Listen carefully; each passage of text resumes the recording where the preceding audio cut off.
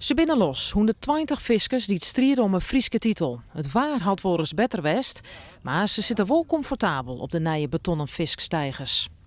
Nou, het is heel goed nodig. Wij visken hier van hinnen ook wel. We hadden hier door de heerveert. En dat wordt steeds minder, want de oevers die zijn verschrikkelijk slecht. En dat weer allerlei plasberm en stukjes druut. En ja, het is eigenlijk net meer mogelijk om hier echt een wedstrijd te houden. Prachtige stijgers, dat kan net beter. Alleen één ding ontbreekt er nog gewoon, een stukje natuur.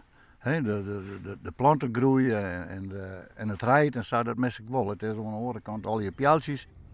De nije stijgers maakt je deel uit van een volle grutterproject van Wetterskip Friesland. Zo'n 18 kilometer om polderdik is ompakt. Kaders binnen verhegen, er is een wetterberging maken en naar je walbeskoeiing. En je waren altijd al visken.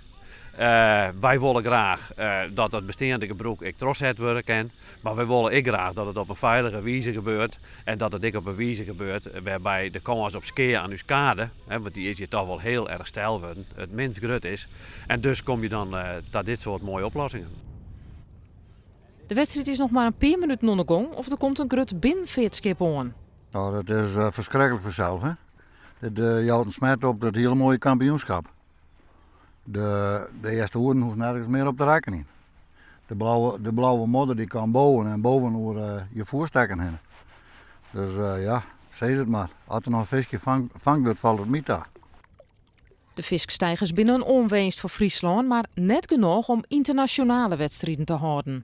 Dan moeten er nog 50 bij komen. Kosten €25.000. Wij bezieken daar dus heel veel vrij te maken en we zijn net helemaal onbemiddeld als federatie. Dus dat is een kwestie van als het bestuur wil, dan komt het zeker klaar.